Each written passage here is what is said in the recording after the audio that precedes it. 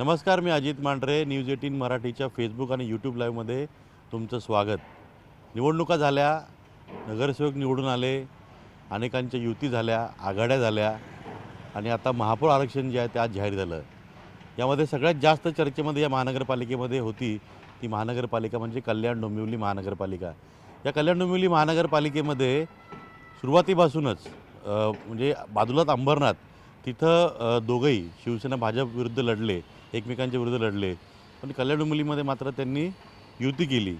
पण ती युती वरवर होती का असा देखील प्रश्न आता निर्माण होतो आहे. कारण का बऱ्याच ठिकाणी मैत्रीपूर्ण लढत देखील तिकडे झाली.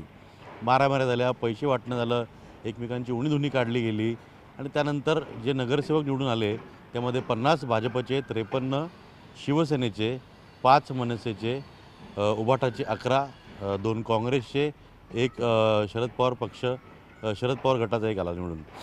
पण यानंतर आता नेमकं महापौर कोणाचा होणार हे सगळं आरक्षणावरती डिपेंड होतं असं वाटत असतानाच आज आरक्षण जाहीर झालं आणि त्याच्या एक दिवस आधीच काल कोकण भवनमध्ये शिवसेनेनं त्यांचा गट स्थापन केला आणि त्याचबरोबर सत्ता स्थापनेचा दावा देखील केला.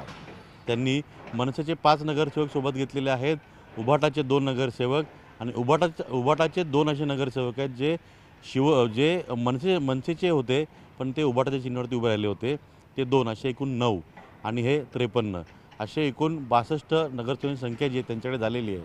पण गट स्थापन करताना 59चा आकडाच हा तिथं देण्यात आलेला आहे कोकण भवन आयुक्तामध्ये. कारण का ज्यावेळेस महापौर निवडणूक होईल त्यावेळेस सभागृहामध्ये जे उपस्थित राहतील ते उपस्थित राहून त्या उपस्थितांमधल्या लोकप्रतिनिधी आहेत त्यांच्या संख्येच्या नुसार मग तिथे मॅजिक फिगर डिसाईड होईल आणि त्यानंतर मग पुढे महापौर जो तो निवडला जाईल.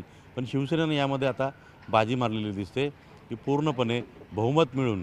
कारण का जर मनसे आणि उभाटा हे दोघंही जर मनसेचे 7 आणि उभाटाचे साधारणपणे 7, 7, 7, 14 आणि 50 तर भाजपचा देखील महापौर बसू शकतो.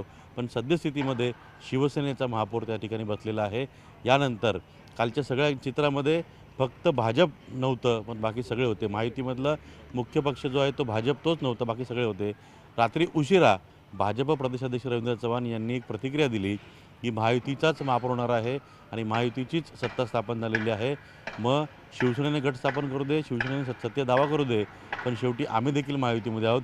त्यामुळे रवींद्र चव्हाणांनी सत्तेमधला वाटा हा अप्रत्यक्षरित्या बोलून दाखवला आणि त्यामुळे आता कल्याण डोंबिवली महानगरपालिकेमध्ये भाजपला शिवसेना उपमहापौर, त्यानंतर स्थायी समिती सभापतीपद, परिवहन समिती, शिक्षण समिती, वेगवेगळे समिती या समितीमध्ये वाटा देतं का सत्तेपासून बाहेर ठेवतं हे पाहावं लागेल. पण आजच्या या आरक्षण सोडतीनंतर किरण भांगले आणि हर्षला थविल या 2 अशा व्यक्ती आहेत. या 2 व्यक्तींची नावं जवळपास निश्चित झालेली आहेत महापौरपदाकरता कल्याण डोंबिवली महानगरपालिकेच्या. त्यामध्ये किरण भांगले याने आघाडी घेतलेली आहे. किरण भांगले हा उच्चशिक्षित तरुण आहे. 5B या प्रभागातून तो निवडून लढत होता आणि चांगल्या मतं निवडून आला. लोकसभा विधानसभेमध्ये त्याने जे शिवसेनेकरता काम केलं होतं, विशेषतः लोकसभेमध्ये ते काम आणि त्याचं बक्षीस म्हणून त्याला 5B मधून तिकीट दिली गेली आणि तो प्रचंड मताने निवडून आला. आणि आता त्याचे असं म्हणा की त्याचं भाग्य उजळलं किंवा त्याचं भाग्य उजळलं आहे किंवा त्याचे स्टार चांगले आहेत, त्यामुळे त्याला आता महापौरपदाची माळ देखील मिळेल. महापौरपद देखील त्याच्याकडे जातं आहे असं जवळपास निश्चित झालेलं आहे. अर्थात शेवटी शिवसेना अधिकृतपणे कोणाचं नाव जाहीर करतं यावर देखील गणित आहेत की यावर देखील निश्चिती होईल. पण या आरक्षणामुळे कल्याण डोंबिवली महानगरपालिकेमधील गोल्डन गँग किंवा असे अनेक नगरसेवक होते की ज्यांनी 4-4, 5-5 तिकिटा घरातून मागितल्या होत्या निवडणुकीमध्ये, पण त्यांना कुठे 1, कुठे 2 अशा तिकीट दिल्या गेल्या आणि ती कापल्यानंतर शेवटी स्थायी समिती, महापौर, उपमहापौर या पदाकरता यांनी फिल्डिंग लावली होती.